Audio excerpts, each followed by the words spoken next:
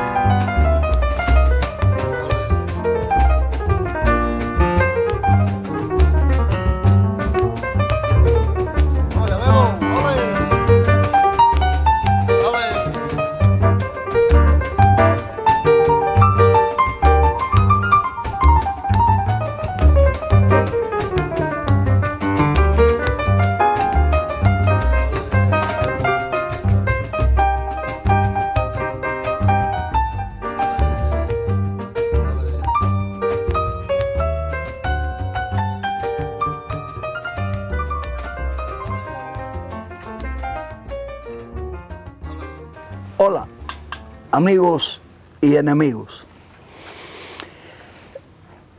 Fui el profesor Nelson Machín Viera. Como todos los profesores cubanos, pues estuvimos obligados a mentir. Dicen los ingleses que la verdad incompleta no es mentira. Sin embargo, otros afirman que en la verdad incompleta hay una mentira doble. Entonces, un día leí una frase de Servando González y tras otros acontecimientos que hoy no vienen al caso, me invitaron a buscar la otra parte, a rellenar las partes incompletas de la media verdad. Eso dio origen a este libro que no pretendo hoy presentar aquí, porque hoy me quiero referir a uno de los puntos más ardientes de la historia de Cuba, que fue el 26 de julio del año 53. Pero antes, en la contraportada, pues tengo esa frase de Servando González, quien con Walter Graciano se convierten en mis favoritos en estos temas de analizar lo que es la existencia de un verdadero poder oculto, del cual nosotros los cubanos, a los cuales nos han creado en un trabajo abismal de inteligencia, nos han creado una autoestima tal para que no podamos creer de esa existencia. Y sin embargo, somos las principales víctimas. Somos los que podemos demostrar al mundo de que ese poder existe. ¿Y a partir de qué? Pues de las manipulaciones que concretamente hubo con Cuba y que hay todavía en ese callejón sin salida donde está Cuba, y que no sabemos qué es lo que va a existir. No sabemos qué nos están deparando. Dice la frase de Servando González: una de las características más interesantes del trabajo de inteligencia y espionajes es que algunas veces una información aparentemente irrelevante sirve para conectar una multitud de hechos que ofrecen un todo coherente. De hecho, todo trabajo de investigación criminal se reduce a tratar de hallar una conexión, un nexo entre el crimen y el criminal. Algunos oficiales de inteligencia consideran que si uno logra hallar ese nexo, podría reescribir la historia desde un punto de vista muy diferente al que se acepta comúnmente. Cuando leí esto, seguí buscando, porque siempre he sido un amante de la historia de Cuba, además del hecho de que como profesor me vi obligado a mentir. Me dio por buscar verdades.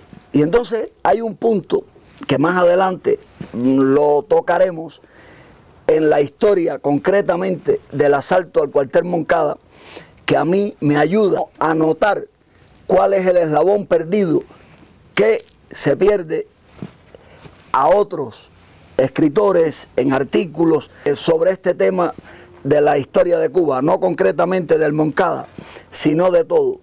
Y es que ubican al señor conocido por nosotros como Fulgencio Batista como enemigo de Castro, y sin embargo estamos lejos de la verdad. Y luego, pues más adelante, sobre eso hablaremos. Es bueno decir, porque este es el punto de inflexión, es decir, lo más difícil de comprender en estas cosas es la existencia de un poder oculto, que es lo que eufemísticamente se nombra porque no lo conoce mucha gente, ni quiere conocerlo porque esto no aparece en los medios de comunicación, que es lo que se llama nuevo orden mundial, que no tiene nada de nuevo, es algo muy viejo. Me parece justo, aunque sea difícil de comprenderlo, tratar de explicar con parsimonia lo que es o cómo opera, cómo actúa el arcaico nuevo orden mundial. Para eso me traje este tablero de ajedrez que adrede busqué un marco que fuera rojo para poder decir que esta gente juega con nosotros como si fuéramos piezas sobre un tablero de ajedrez que en realidad es el mundo. Ellos manipulan, son unas pocas familias que se sienten en la obligación de hacerlo para no perder el enorme poder que tienen. Y nosotros los cubanos somos la gran víctima de esa gente. Son altamente inteligentes. Ellos contratan a científicos, a sociópatas, psicópatas, porque es imprescindible ser psicópata para estar en estos grupos, donde tienen incluso descubrimientos en la medicina y en muchas cosas que no están al alcance de nosotros.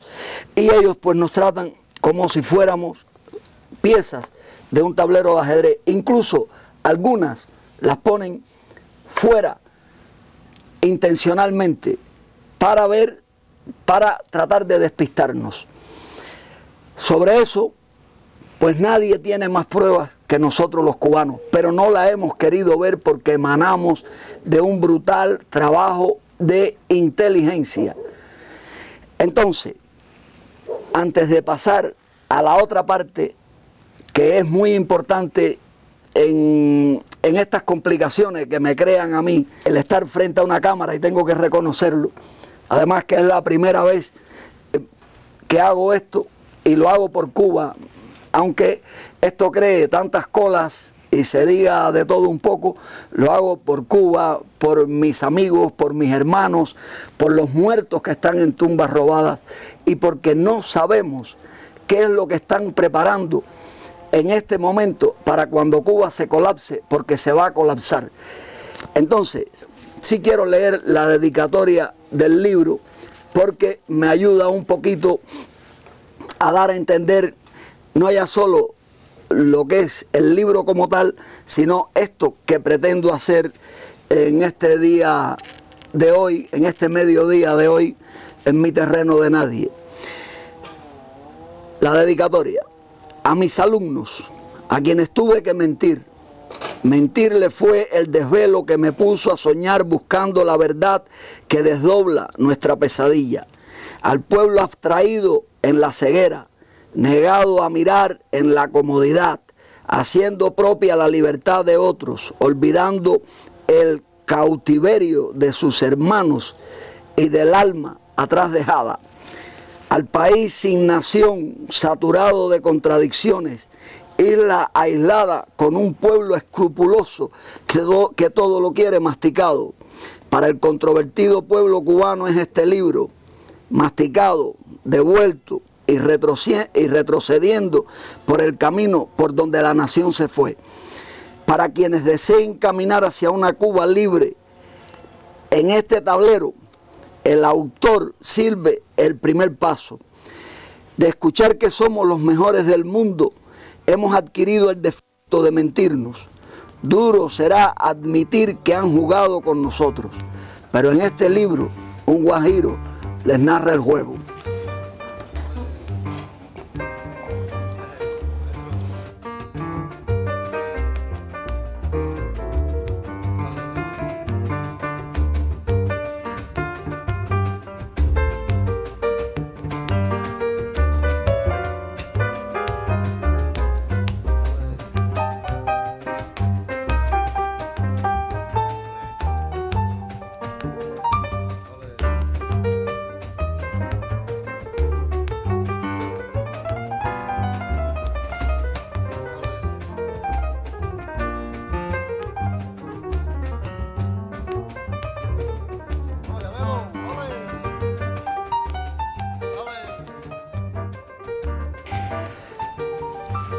Para entender la historia de Cuba, la compleja, la complicada historia de Cuba, hay que remontarse muy atrás en el tiempo y he decidido, como siempre para todo escritor es muy complicado buscar un punto de partida para entrar a escribir un libro. Por poner un ejemplo, y en este caso pues se me complica porque no soy un orador y aquí estoy en el esfuerzo. Quisiera comenzar por remontarnos para que vean cómo funciona el nuevo orden mundial, donde se heredan los fracasos, los problemas, incluso la venganza. Por ejemplo, hablamos mucho del comunismo y el comunismo no existe. Existe el nuevo orden mundial que es muy viejo. Fue quien hizo a Marx, fue quien hizo a Lenin con mucho dinero por delante, fue quien hizo a Stalin. Los cubanos en las clases de historia ignorábamos que en la Segunda Guerra Mundial, por poner un ejemplo, y no ir mucho más atrás, los soviéticos y los Estados Unidos eran aliados. Y con dinero del pobre pueblo norteamericano, estadounidense, prefiero decir, porque norteamericanos son también los canadienses. Puede ser que tengan que ver con esto, pero vamos a referirnos al pueblo estadounidense. Con dinero de ese pueblo, Stalin colonizó a la Europa del Este, porque la Segunda Guerra Mundial, como la primera, la creó el nuevo orden mundial. Ellos crearon a Hitler y crearon a Stalin. A Stalin le daban dinero para que colonizara por el norte y a Hitler le mandaban por el sur dinero para sus tanques de guerra, concretamente a través de España. Entonces, vamos 170 años más atrás aproximadamente en la historia de Cuba concretamente. En 1845 el presidente Polk quiso comprar Cuba a España y España se negó a venderla. Lógicamente Cuba era su perla de corcho, que por mucho que la pateen hacia abajo siempre está flotando. Al negarse España, el gobierno títere, porque casi todos los gobiernos, no solo de Estados Unidos, del mundo entero, casi todos son títeres al servicio del nuevo orden, que es el quien los pone con mucho dinero por delante. Ante la negativa española de vender a Cuba, prepararon una invasión con el venezolano Narciso López al frente de la misma, que Narciso López en su país había estado al lado de la corona española y ahora pues en contra de ella venía a Cuba a tratar de derrotar a España, confiando en que los cubanos se le iban a unir y demás, y que derrotarían a España y que la unirían a los Estados Unidos. Fue un fracaso y, dicho sea de paso, esa es la primera derrota de los Estados Unidos en América, no de la que se vanagloriaba nuestro comandante en jefe cuando hacía alusión a la de Playa Girón o Bahía de Cochinos, como el mundo la conoce. El gran pirata Narciso López pues murió en el Garrote Vil, pero nos dejó colgada una bandera anexionista.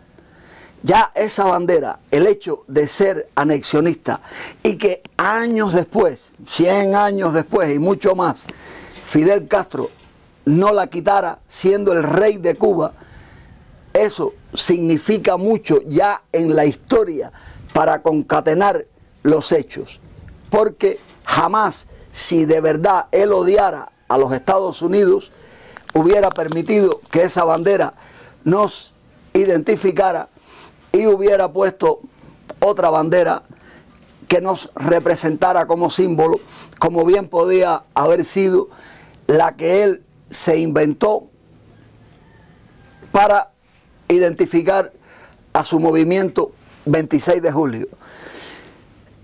Bien, dicho esto, que nos cuelgan la bandera, pasan los años y cuando mueren en combate, no vamos a detenernos en las pugnas entre criollos y peninsulares durante estos tiempos transcurridos desde el 1850 en adelante. Vamos a dar un salto grande para no hacer muy extenso este documento y ubicarnos en que, bueno, las guerras de independencia entre cubanos y españoles comienzan en el 1868. Aún estando Cuba en guerra, la presidencia de los Estados Unidos insistía en comprar a Cuba. Eso significa mucho, porque significa que estaban dispuestos a continuar la guerra con los cubanos, porque el nacionalismo en los cubanos estaba muy prendido.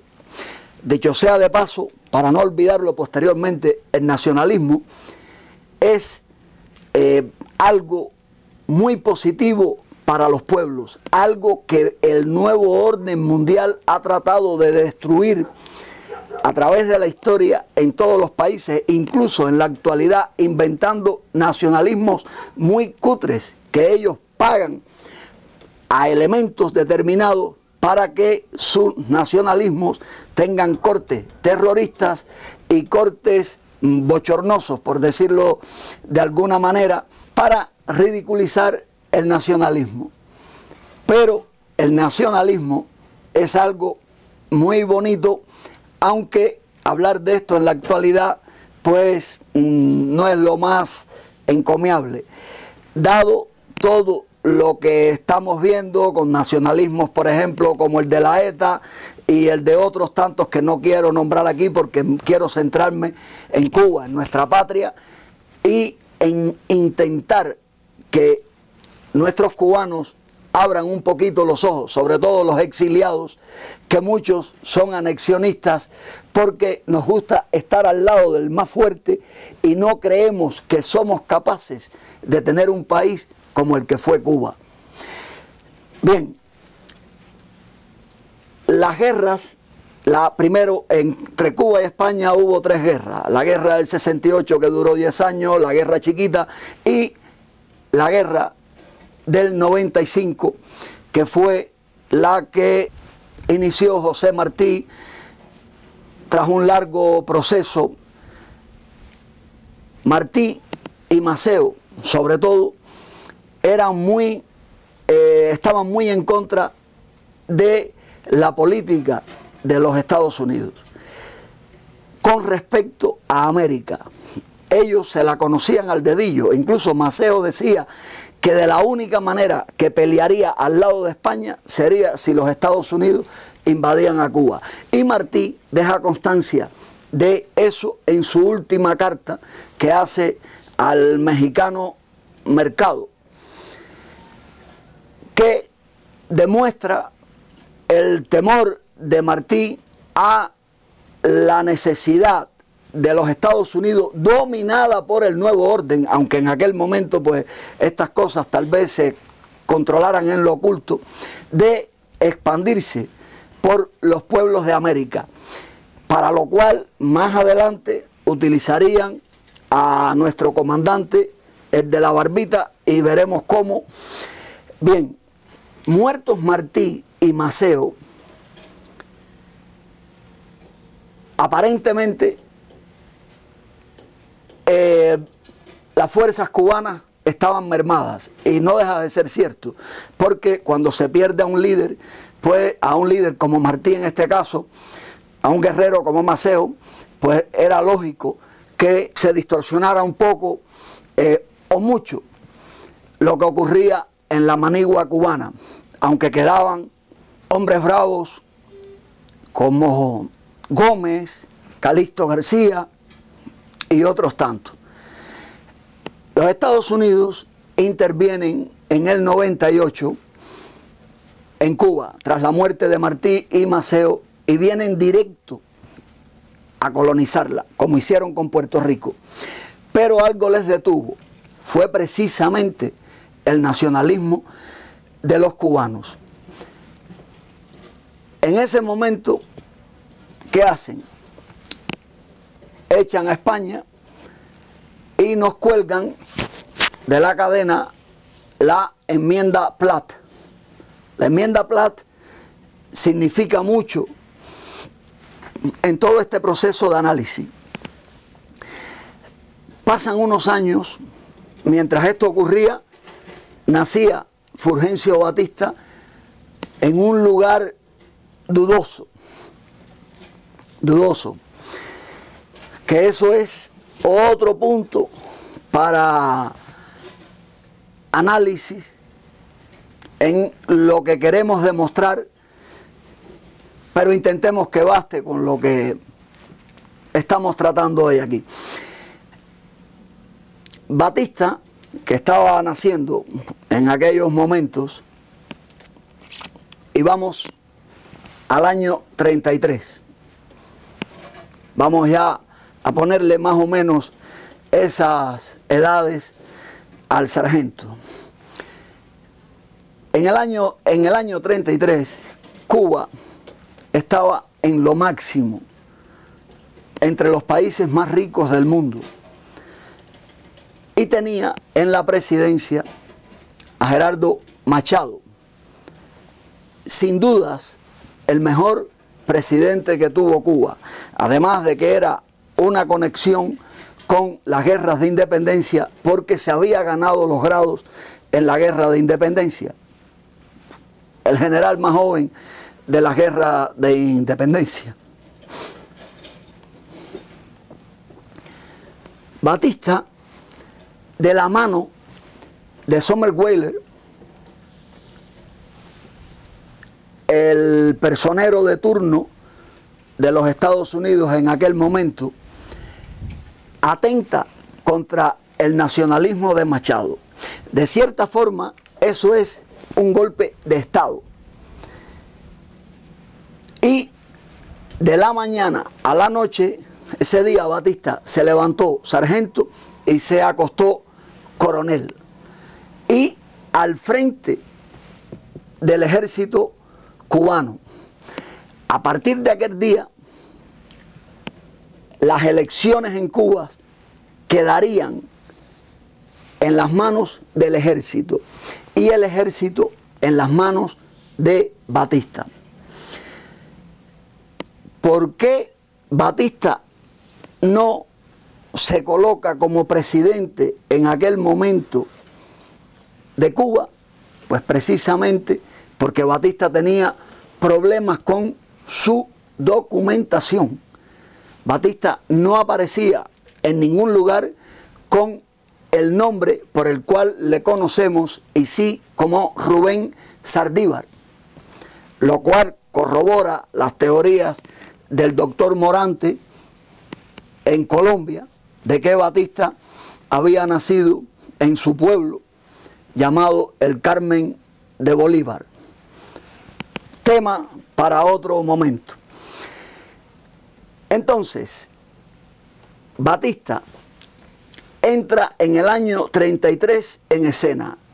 Aclaramos que no se puede poner de presidente hasta el 40, que fue cuando arregló los papeles en el 39 en Banes, donde el capo mayor era precisamente quien iba a ser el suegro de Fidel Castro. Tengan en cuenta estas cosas, por favor. No olvidemos que cuando Batista sale presidente de Cuba, que no salió, sino que lo colocaron los Estados Unidos, tras un largo proceso, que incluso 2 comisiones tuvieron que ir al Carmen de Bolívar, una a intentar demostrar que Batista había nacido allí y otra lo contrario. Lógicamente venció la que más dinero tenía. Oponerse a los Estados Unidos es algo muy complicado, y esto es algo que lo corrobora, ¿no? Era una manipulación que había por detrás de todo, como mismo lo hubo con la voladura del Maine, para lo cual prepararon previamente a su pueblo, porque ellos, el nuevo orden, tiene como ejército al ejército de los Estados Unidos y hace las guerras en nombre del pueblo de los Estados Unidos. Esa es la razón por la que tanta gente en el mundo odia a los Estados Unidos. No es esa envidia que los cubanos que viven allí constantemente están diciendo desde ese lado que les coloca junto al más fuerte. No es eso, es esto que estamos hablando. Además, hacen las guerras y rara vez ganan una guerra, porque las guerras más bien las hacen para colocar en el poder lo que a ellos les interesa. Para eso están llenos de agentes en todo el mundo. Pero no nos referimos a los Estados Unidos ni al pueblo de los Estados Unidos, nos estamos refiriendo a lo que se llama nuevo orden mundial, que recalcamos que es algo muy viejo. Entonces, bien, aquí vuelvo atrás un momentito. Batista, sin otras palabras, alteró la historia de Cuba en el año 33 con la llamada Revolución de los Sargentos, y todo con mucho dinero del pueblo de los Estados Unidos, y comprando incluso a militares que ya estaban jubilados.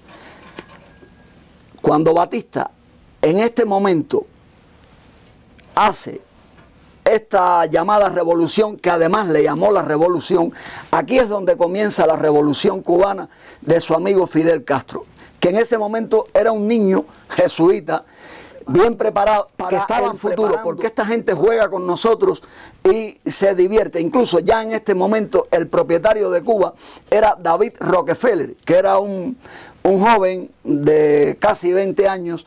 Ya en este momento, aparentemente, digo aparentemente, pero estoy convencido, su abuelo, uno de los varones ladrones, prácticamente se puede decir que le regaló a Cuba para que jugara con nosotros. Y en el año 34, los Estados Unidos quitan la enmienda Platt. Los cubanos pensaban, algunos cubanos, que a partir de aquel momento iban a ser más libres. En cambio, pensaban que ya los Estados Unidos no iban a intervenir en nuestros asuntos, que sea dicho de paso, y no se puede dejar, no se puede omitir. Cuba se desarrolló, Cuba tuvo lo que tuvo, el gran desarrollo que tuvo, también gracias a los Estados Unidos, porque los tenemos al lado. Pero también ese desarrollo tenía una cosa, ese desarrollo iba a repercutir en lo que iba a ocurrir en Cuba cuando Eisenhower, más adelante en el 58, nos pusiera el comunismo, porque hubiera sido horrible poner el comunismo en un país donde no había nada. Entonces tenía que haber de todo. Pero no vamos a detenernos en eso. En el año 34 quitan la enmienda Platt, pero siguen con la base naval de Guantánamo. Se suponía que nos iban a proteger de cualquier mal en este mundo. Batista en el año 40 lo eligen presidente mientras ardía la Segunda Guerra Mundial, y pasados estos años, pues bueno, aparentemente sin pena ni gloria, cuando termina su mandato en el 44, Batista se va a los Estados Unidos. Concretamente, él y su esposa querían vivir en West Palm Beach, pero los cubanos que allí residían se manifestaron contra ellos porque no le perdonaban a Batista la alteración que hizo en la historia de Cuba, porque ya en aquel momento comenzaron a emigrar cubanos hacia los Estados Unidos. Siempre lo hubo, pero nunca como en aquel momento. ¿Y a dónde se fue Batista a vivir? Pues a 10 minutos de la casa de la mansión de los Rockefeller en Daytona. Hay momentos en la historia, porque sobre este tema se han derramado kilómetros de letra y toneladas de tinta, pero lo que hemos hecho todos los cubanos ha sido repetir exactamente lo que Fidel Castro necesitaba que se dijera de la historia de Cuba, de la historia que él fabricó. En torno a esa se ha dicho de todo. Incluso hay quienes ponen al padre de Fidel Castro como un gran multimillonario que tenía dinero para que el hijo hiciera estas locuras, y eso es imposible. Eso es imposible. Incluso hay quienes dicen que le daba dinero en la sierra, y cuando Fidel Castro estaba en la sierra, en octubre del 56, el día 21, cuando el Granma aún no había salido hacia la sierra, su padre murió. Entonces, cuando Batista termina su mandato, se ha dicho de paso, lo terminó millonario. ¿De dónde salieron los millones de Batista? Aparte de los trucos propios de cualquier presidente, pues los millones de Batista manaron concretamente de que Batista, aunque le había declarado la guerra a Alemania en la Segunda Guerra Mundial para estar al lado de los Estados Unidos, pero como la Segunda Guerra Mundial estaba dominada también desde los Estados Unidos, inventada en los Estados Unidos, no por el pueblo, sino por su dirección repleta de psicópatas, Batista en ese momento ganó tanto dinero dándole combustibles por la parte norte de Camagüey a los submarinos nazis. De ahí es que Batista llega a los Estados Unidos con aproximadamente 20 millones de dólares de la época, que eso es una barbaridad y nada comparable con lo que posteriormente se robaría.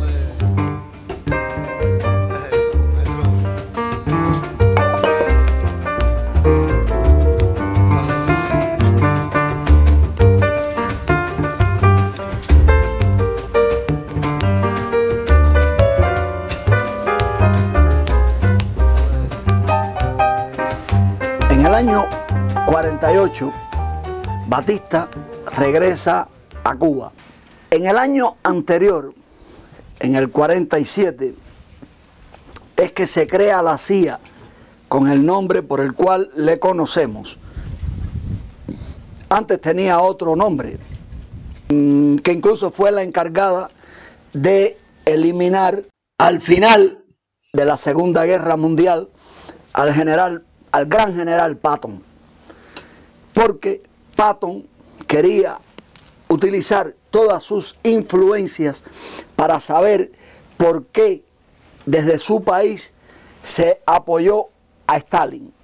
Eso le costó la vida a Patton, fabricada en un absurdo accidente. Bien, en el 47 se crea la CIA como tal.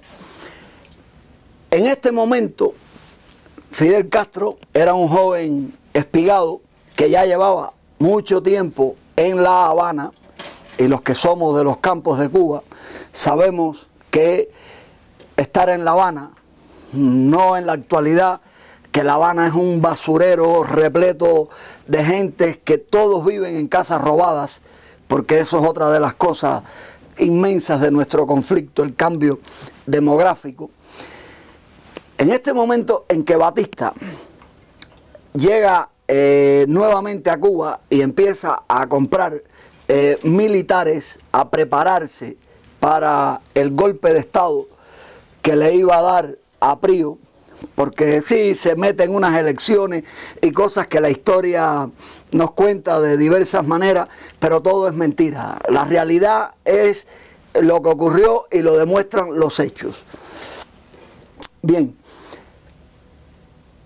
en ese año, en el 48, es que reclutan a Fidel Castro como miembro de la CIA. Incluso lo han planteado cubanos en los Estados Unidos, que son testigos directos de este tema, y los exiliados no han querido hacerle caso, porque es triste reconocer que a uno lo hacen huir, y lo hacen huir precisamente hacia un experimento, hacia la casa del enemigo, que el enemigo no es el pueblo de los Estados Unidos, no, en ningún momento. El enemigo es la dirección, la cual es manipulada, como sería muy difícil de comprender, pero es lo que estamos intentando de demostrar aquí en este momento. A Fidel Castro, en el año 48 fue un año grande para él.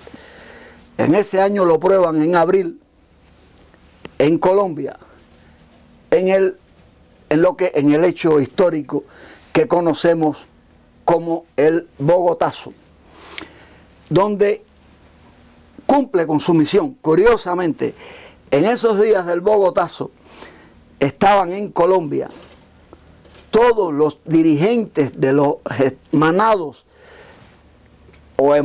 de los Estados Unidos que estarían en Cuba en el año 58, cuando Eisenhower ordenara a Batista irse de eternas vacaciones para que le cediera el poder a Fidel Castro.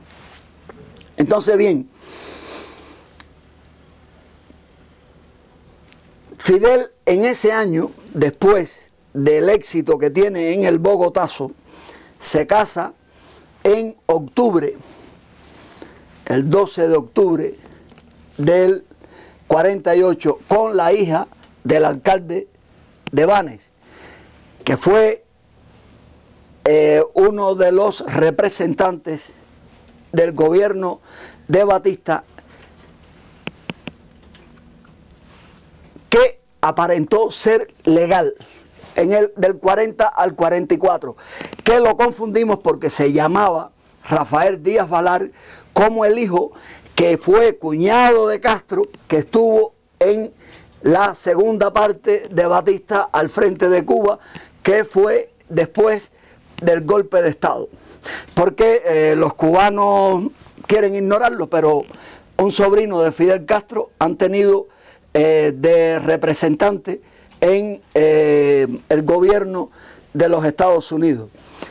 Pero nosotros somos los campeones del mundo y nos creemos que nadie nos puede engañar, porque emanamos de un gran trabajo de inteligencia que se ha hecho con nosotros. Y como dice un militar español, cuando creas que no te han manipulado el cerebro o que no te lo están manipulando, es porque precisamente lo tienes manipulado. Entonces, bien, el 10 de marzo del 52, vamos a saltar ahí, Batista da el golpe de Estado.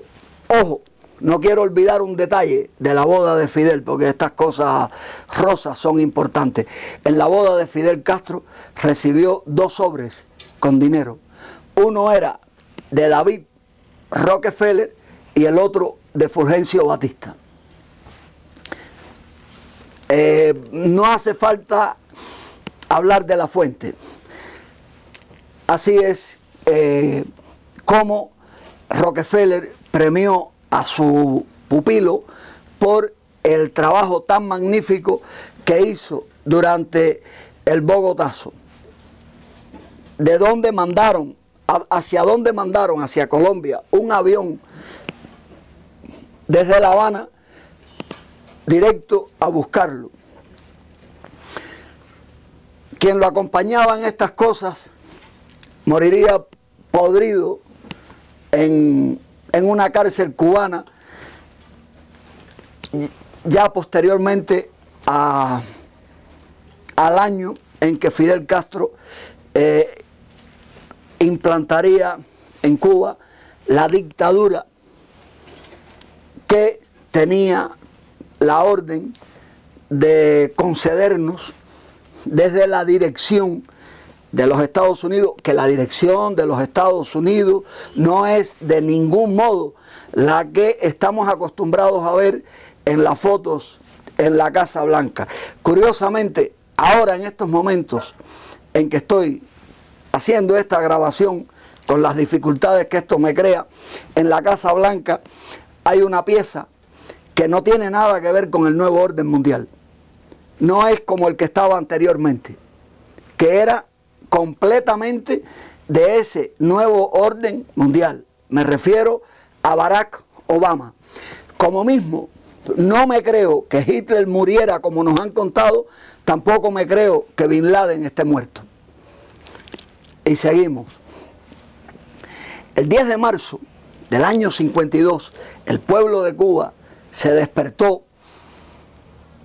con la angustia de saber que aquel sargento que en el año 33 revolvió a Cuba, que en el 34 le quitaron la enmienda Platt para que tuviera barra libre en los asuntos de Cuba, Fulgencio Batista, matriculado como tal porque su verdadero nombre era Rubén Saldívar, da un golpe de Estado a la democracia cubana.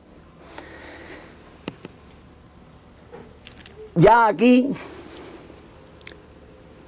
comienza la otra parte. Ya Fidel estaba aprobado en el Bogotazo. Ahora aquí comienza la otra parte para crearnos un caudillo. Porque a los cubanos nos gustan los caudillos.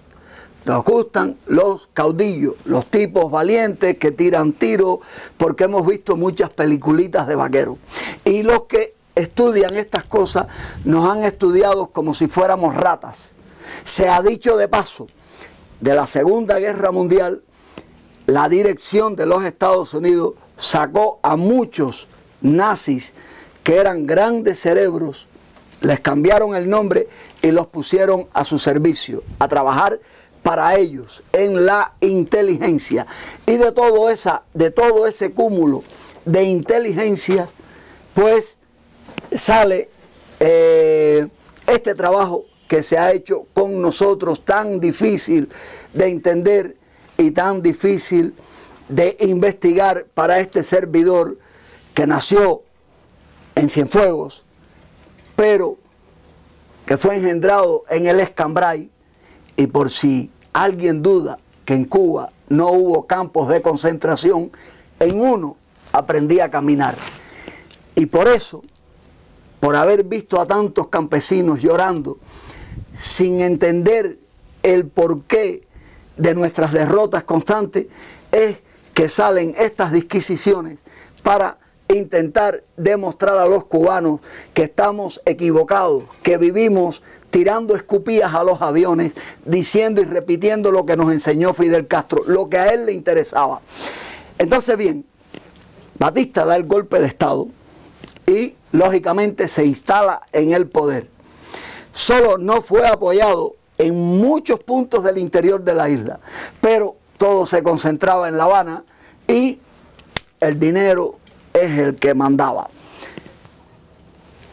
Y entonces, a partir de este momento, viene al año siguiente lo que sería el Moncada. El Moncada no es la respuesta al golpe, no, el Moncada es la pregunta. Pero hay algo mejor en todo este potaje, y es que no está mal analizar quiénes estaban en la dirección de los Estados Unidos en el momento en que Fidel Castro asalta al cuartel Moncada en la ciudad de Santiago. A veces hago pausas porque honestamente me dan ganas de llorar. Por eso tengo aquí este pañuelito. Fidel Castro, en el momento en que Fidel Castro va a asaltar el Moncada, ya en la dirección de los Estados Unidos, desde el año, al principio de ese año, del año 53, está Eisenhower, el tipo que, según nos cuentan, en Alemania se horrorizó cuando vio los campos de concentración de Hitler, y fue el que autorizó a Fidel Castro a convertir a Cuba en un campo de concentración. Pero ¿quiénes estaban con Eisenhower en el poder? Pues Richard Nixon, amigo de Batista, y posteriormente amigo de Fidel. Pero ahí no queda la cosa, porque hay un lugar en Cuba llamado Banes, donde operaba la United Fruit Company, que la United Fruit, la frutera, el pulpo, como le llamaban, más que una empresa para crear frutas, creaba frutos como Batista y Fidel Castro. En Centroamérica, su misión, más que nada, fundada incluso próxima a la voladura del Maine, era la de cambiar presidentes, la de utilizar a los pueblos de América para destruirlos, destruir su esencia, que fue para lo que fue el Bogotazo de Fidel Castro. Incluso Fidel Castro tenía la misión de destruir a los verdaderos partidos comunistas de los distintos países latinoamericanos. Para eso, pues, nos creó a nosotros así de resistentes como somos, al servicio de David Rockefeller. Cosas que me fascinan, pero que ahora en este momento pues no quisiera alargarlas, porque este preámbulo es para llegar hasta el asalto al cuartel Moncada. En la dirección de los Estados Unidos, aparte de Richard Nixon y de Eisenhower, estaban también dos seres excepcionales en todos estos temas, los hermanos Dulles, John Foster Dulles y Allen Dulles, el director de la CIA, el segundo y el primero como secretario de Estado. Pero el secretario de Estado era a la vez en Cuba, en Banes, concretamente, accionista de la United Fruit. ¿Qué más les puedo decir? Entonces, que ya para pasar algo hacia lo adelante, Allen Dulles, un tipo que le llamaba, que en la CIA tenía un departamento donde creaban venenos y cosas de estas, al cual llamaba si mal no recuerdo, Departamento de Transformaciones Sanitarias. Ese psicópata, director de la CIA, cuando terminara en el 61 el gobierno de Eisenhower, él siguió en la CIA y fue quien heredó del gobierno de Eisenhower la invasión de Playa Girón, Bahía de Cochinos, como conoce el resto del mundo, que se la sirvió a Fidel Castro en la mano y que luego sería determinante en la muerte de Kennedy, donde él mismo se supone, pero se supone con rotundidad, que fue el autor intelectual, porque Kennedy arremetió contra él y le llamó bastardo, porque Kennedy concretamente no fue ese enemigo que mucha gente pensamos. Kennedy fue un hombre bueno, pero fue una pieza fuera de lugar. Kennedy no sabía con quién se estaba metiendo, como mismo luego le ocurrió a Reagan, y tras un disparo que habría que leer un poco, no quiero entrar en eso aquí para no sentirme denunciando ningún autor, habría que ver quién fue quien le metió el plomazo a Reagan y por qué razones. No quiero entrar en eso. Entonces, bien, decíamos que el Moncada no es la respuesta al golpe dado por Batista. En este caso es la pregunta. Piense usted, ya ubicándonos en la granjita Siboney, en los preparativos, en la preparación para asaltar un cuartel, porque a nosotros nos cuentan la historia, como la conté yo cuando estaba obligado a mentir. La contamos desde una óptica muy romántica, pero nosotros no analizamos de dónde sale un líder, la cantidad de dinero que necesita una persona para ponerse al frente de una organización, para crearla. Señores, eso es algo abismal. El que quiera, por mucho carisma que tenga, que se ponga en un parque a hablar, verá que nadie lo escucha. Verá, es el dinero el que crea al líder, el que crea al caudillo. Póngase usted a pensar en la cantidad de dinero que necesitó el joven Fidel Castro para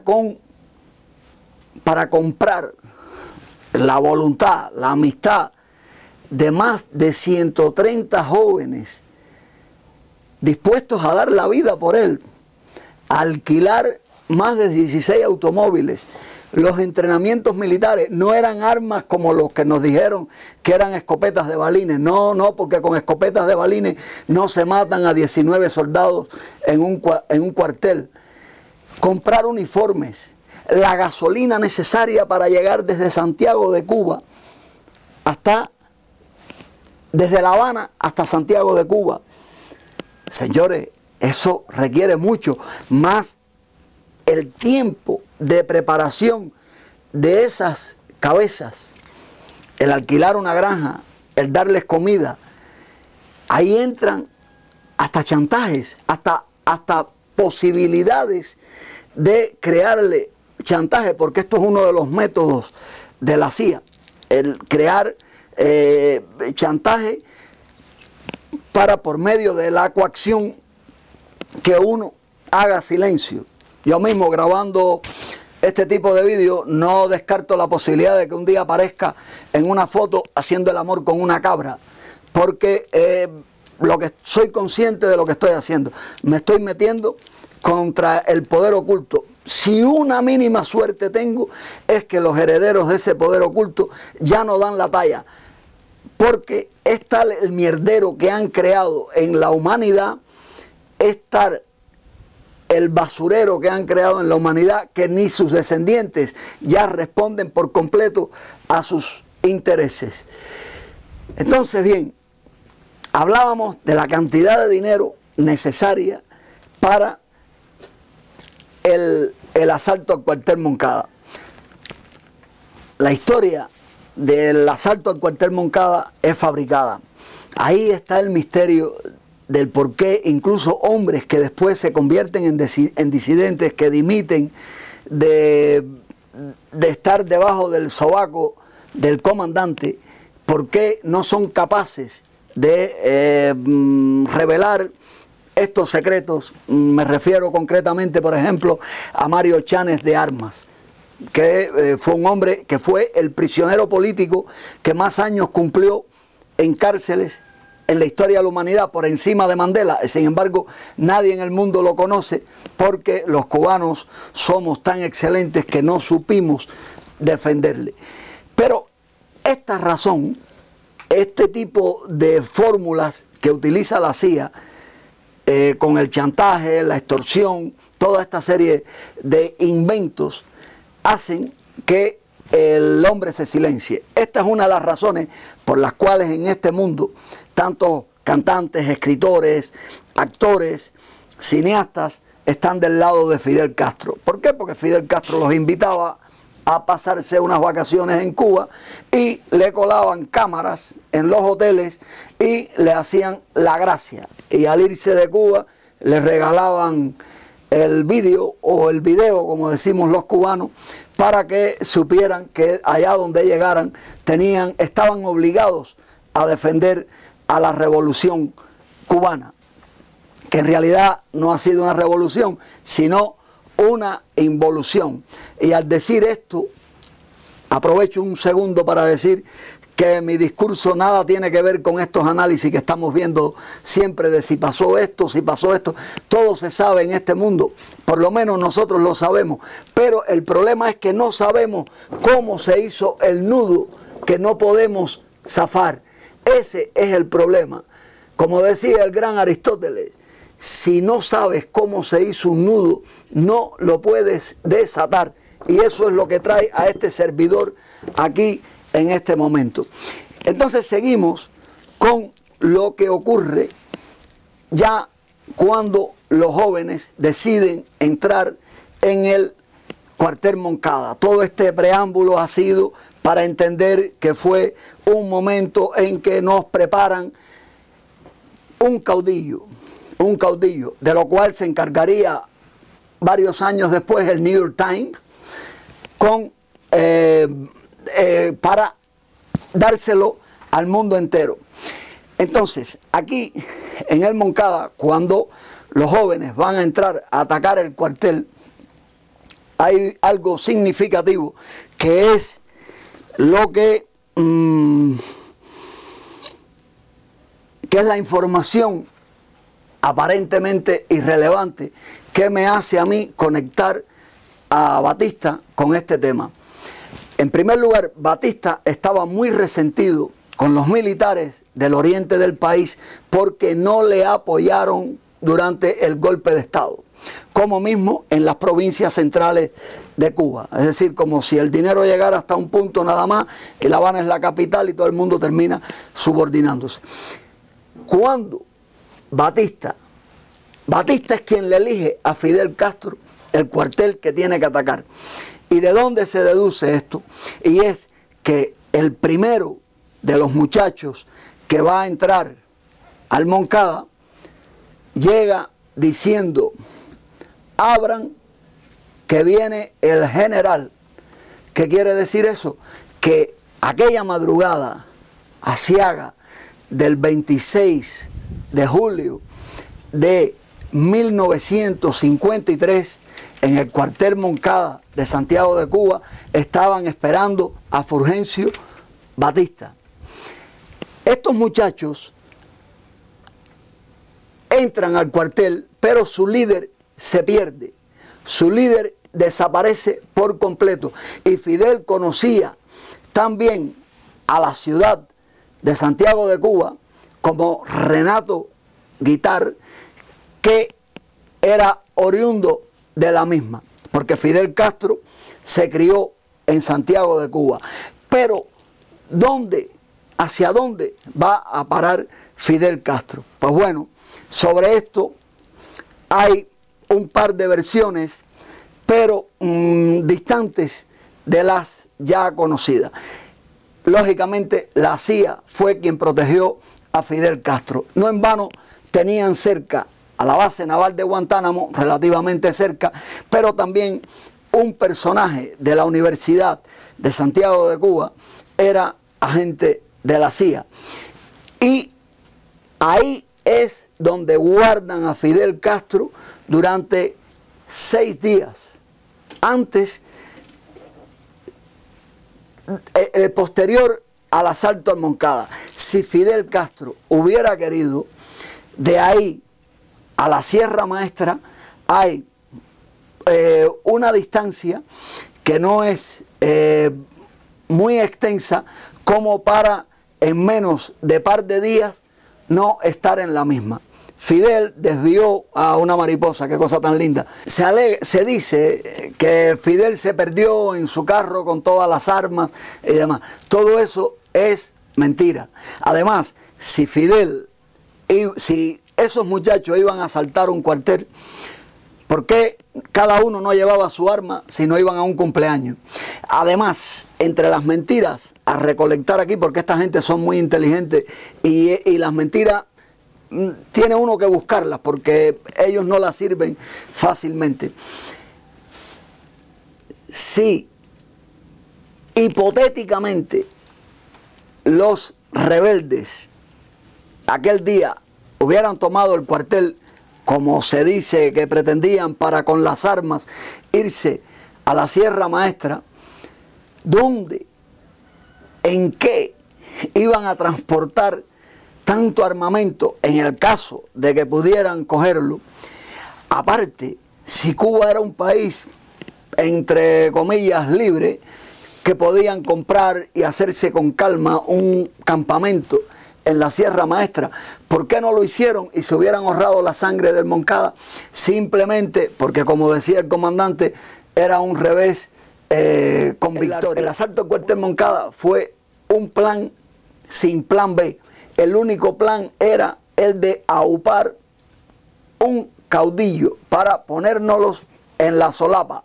Pasan unos días y un teniente que curiosamente había estudiado con Batista, sargento taquígrafo, en su momento, que nació el mismo año que Batista, hipotéticamente, porque del nacimiento de Batista las dudas llueven.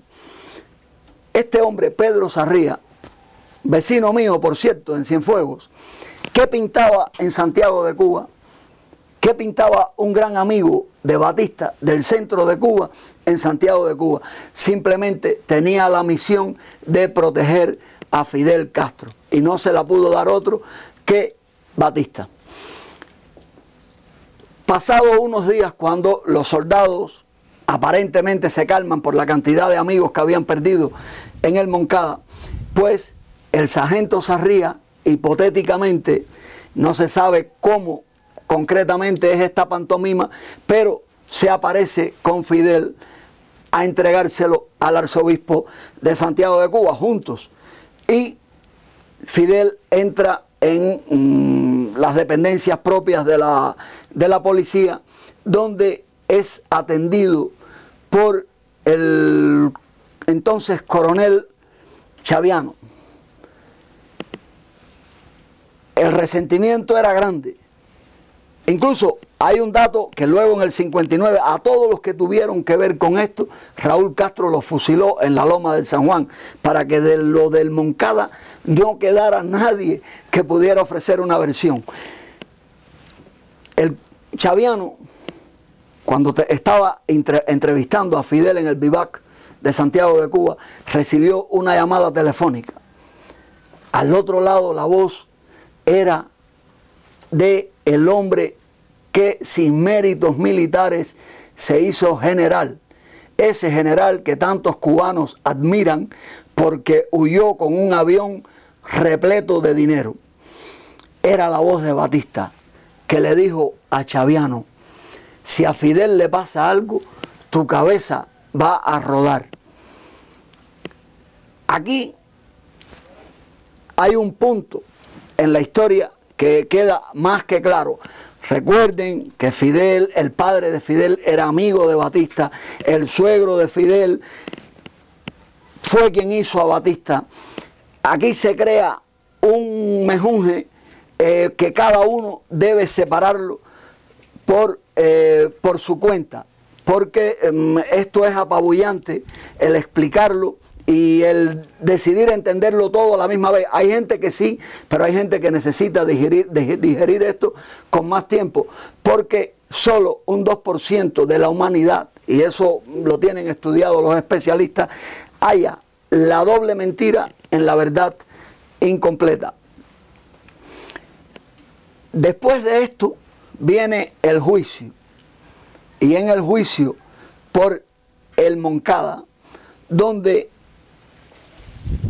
más de la mitad de los chavales que iban con Fidel mueren, y 19 soldados de Batista, por ese delito terrorista tan grave, a Fidel Castro solo le echan 15 años, y de los 15 años en la prisión de Isla de Pinos solo cumple 2 años.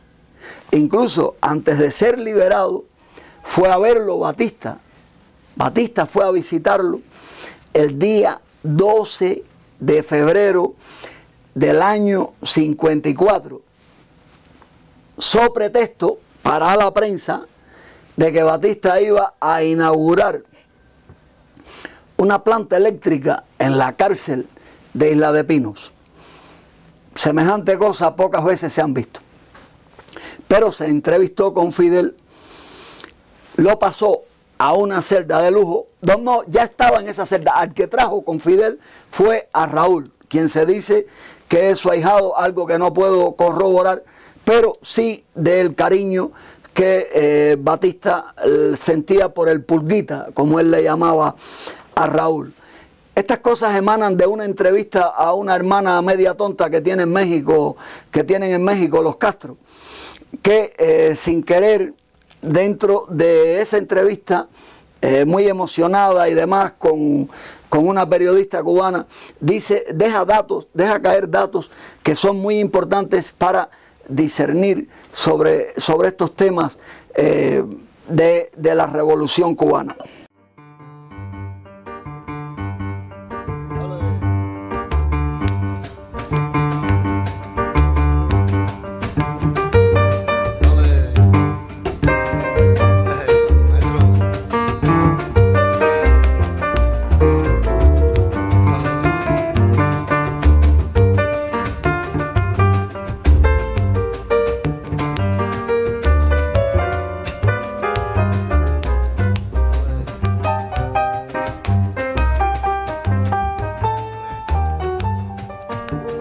Como buen conocedor de los cubanos, sé por qué me he servido el agua, para que no digan que borracho he estado haciendo estos planteamientos. Bien,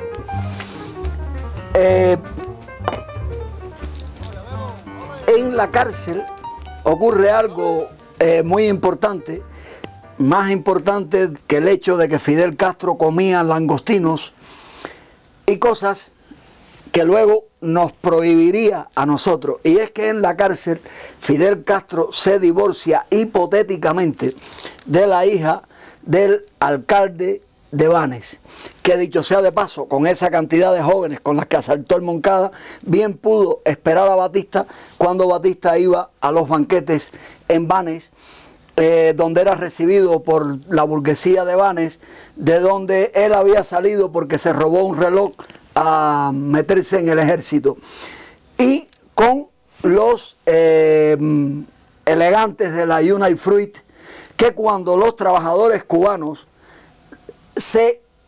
que estaban molestos con ellos, le fondeaban un barco de guerra en la bahía de Nipe para intimidarlos. Que estas cosas sé que molestan, pero por el hecho de que molesten, no voy a dejar de decirlas. No me importa herir a cubanos acomplejados que ignoran la tristeza de Cuba y que a la vez, al ignorar esa tristeza, están ignorando hasta las tumbas de sus antepasados, solo por querer estar al lado del más fuerte, y el más fuerte no es el pueblo norteamericano. Somos los únicos en el mundo que podemos demostrar que verdaderamente existe un poder oculto, y para eso ha sido o está haciendo, que ya estamos llegando al colofón, esta pequeña conferencia. a Fidel Castro en la cárcel de Isla de Pino, desde la cárcel a su mujer, Mirta, sin H, la obligan a divorciarse de Fidel, y lo que nos cuentan es que Fidel mandó una carta a un amante con el nombre equivocado. Ningún nombre equivocado, simplemente tuvo que distanciarse de él para distanciar a su familia por lo que venía después. Fidel Castro sale de la cárcel, se va a México y ya pues eso quedaría para otro video que prometo, Dios mediante, si estoy vivo y con las posibilidades de poder hacerlo, porque a mí nadie me subvenciona, a mí nadie me mantiene para que yo pueda hacer estas cosas en defensa de mi patria, en terreno de nadie, que es como suelo llamarle a estas intervenciones. Los que luchan por Cuba pierden tiempo porque Cuba no está lista para ser libre, y que la libertad comienza en las cabezas. La libertad comienza en las cabezas. Si no se sabe, como decía antes, cómo se hizo un nudo, será imposible desatarlo. Es largo nuestro conflicto con casas robadas. Solo un 6% vive en casa propia. El exilio lleno de odios está ciego, y en su amor por USA nos separan a la CIA de lo que es el pueblo al cual le están preparando una trampa similar a la nuestra. Lo único bueno que ha hecho la CIA en este mundo ha sido la captura del Che en Bolivia, y se adelantaron porque el mismo Castro fue el que denunció al Che. ¿Y por qué razón? Precisamente porque el Che era quien estaba a punto de descubrir los planes que se estaban perpetrando contra Cuba y contra ese comunismo que él tanto amaba, porque Che sí odiaba de una forma asquerosa, ridícula, a los Estados Unidos. El exiliado que dude de esta pequeña clase, que se pregunte por qué los Estados Unidos fueron a quitar el comunismo a Vietnam y no en Cuba tan cerquita. Simplemente porque en Vietnam disimulaban lo que estaba ocurriendo en Cuba para que el mundo dirigiera la vista hacia Vietnam y que viera lo que ocurría en Cuba como una fiesta. Por si fuera poco, la Unión Soviética se acabó y Cuba sigue con el comunismo colgado del cuello.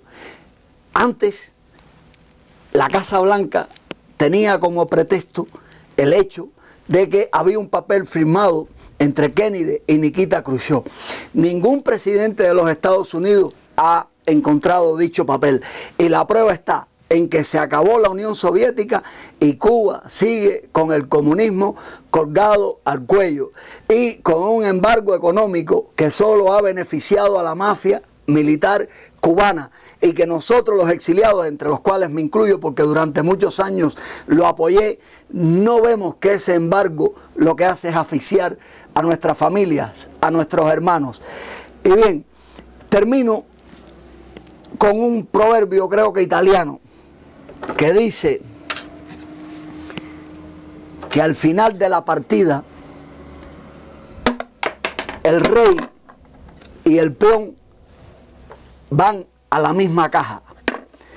Pero a esto hago una salvedad, y es que propongo que no pensemos en nosotros, en nuestro egoísmo, en el carro que tenemos, en las basuras que tenemos, porque lo importante no es tener un carro, sino tener dónde ir, tener patria, tener vecinos, tener amigos, como los teníamos en Cuba, que no los tendremos en ninguna parte del mundo. Y lo está diciendo un cubano que posiblemente sea quien en el mundo conozca más gente y que tenga más puertas abiertas.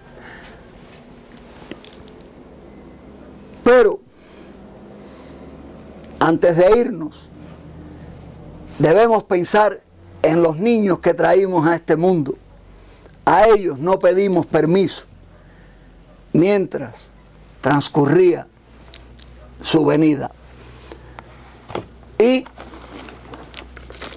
me voy con algo del libro La Cruz de Cuba, Dos caras de la CIA, donde tienen narrado cómo se hizo el nudo que no sabemos desatar. La ceguera envolvió a perdedores y vencedores que paulatinamente serían perdedores sin hallar marcha atrás. El agente Alex engañaba a amigos y enemigos y nadie lo podía comprender. Con dinero y por dinero hizo lo que quiso, incluyendo más dinero, y su palabra fue ley, aún muerto.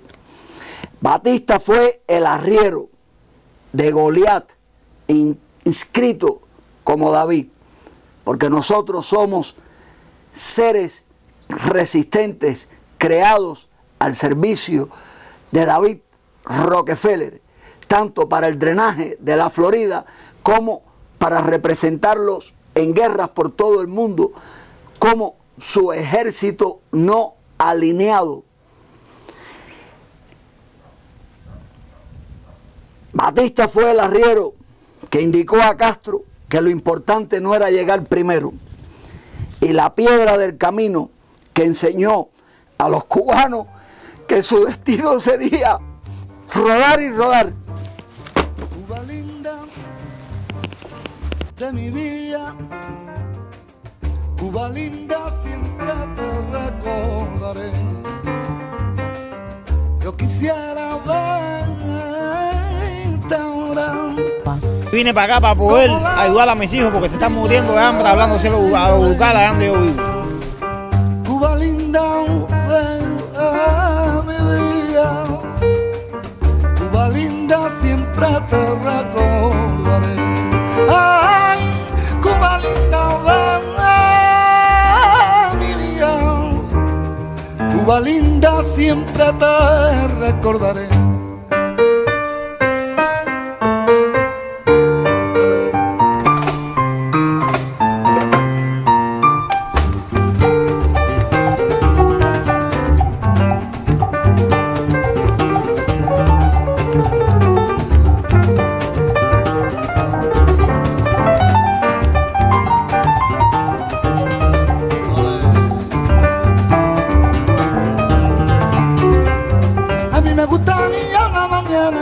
Después del café bebido, que pasearme por La Habana.